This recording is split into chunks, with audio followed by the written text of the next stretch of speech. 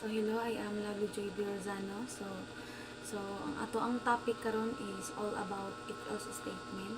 So atong hibawon kung unsa ang if else statement o unsay purpose niya. Tapos kung unsay so so what is if else statement? So ang if else statement, it is a control structure used in programming. It allows decision making based on conditions and can execute different blocks of code based on whether the condition is true or false. So it means that ang if else statement kay usa ka control structure nga gigamit sa programming. Kini makatabang sa paghimo sa decision based sa condition o magpatuman sa inlain nga block sa code depende kung ang condition kay true or false. So, unsa tay purpose sa if else statement no?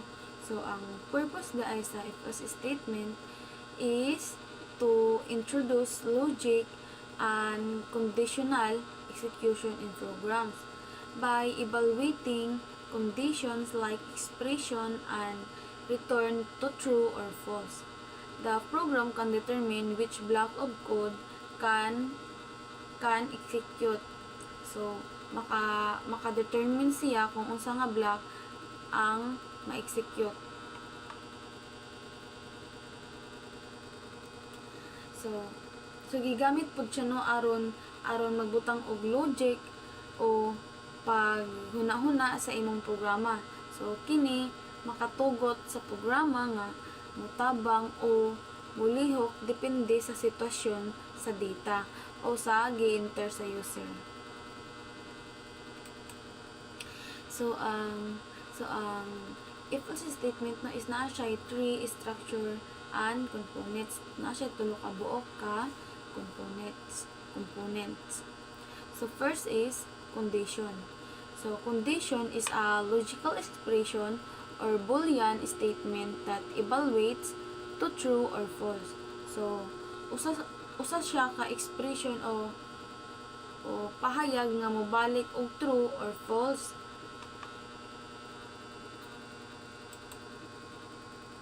Ang ikaduha is ang code block. So, ang code block is the set of commands or instructions to execute if the condition is true.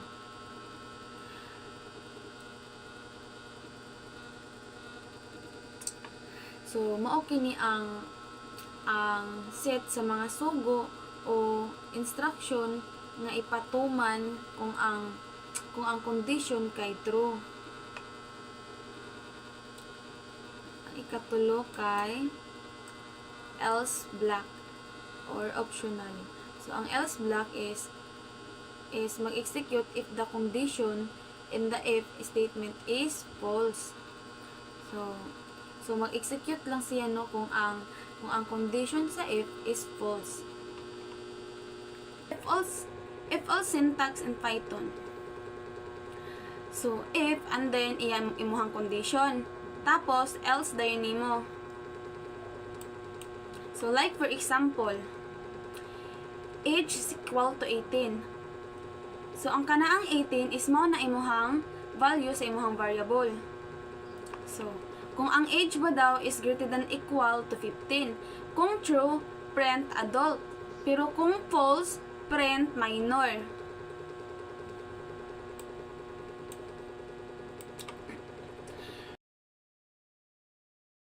Then, if all syntax in Java. Ang sa Java is, naana siya yung mga open and close parentheses, and then, open and close bracket.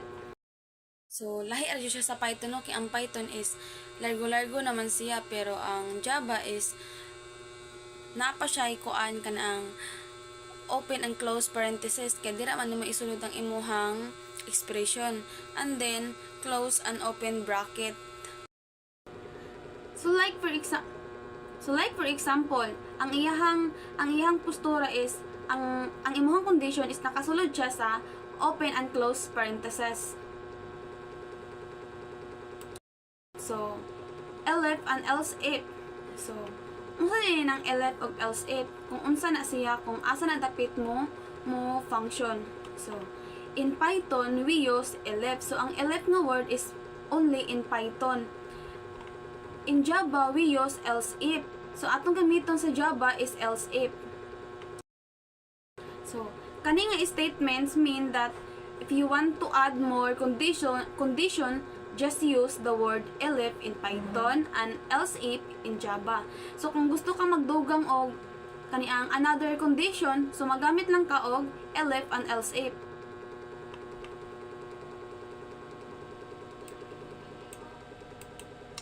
So like for example in Python, so nag-assign ka sa value sa imong variable which is kaning 0. So if num is equal to if num is greater than to 0, kung true, print positive. Or else, kung false, go to the another condition which is kaning elif. So kung ang num ba is equal to 0, kung true, print 0. Pero kung same sila, kung ang f og elif is same sila false, so waylain basahon kundi ang kaniang condition sa else which is kaning negative. Then ang sa Java, ang nadugang ra sa Java is kaning iyahang data types. Sa Python is di naman kanid magbutang og data type because makabalo naman siya kung unsa na siya nga data types. Ang sa Java is so strict kay siya no, kay kailangan pa ka magbutang dira og unsa na siya nga data types.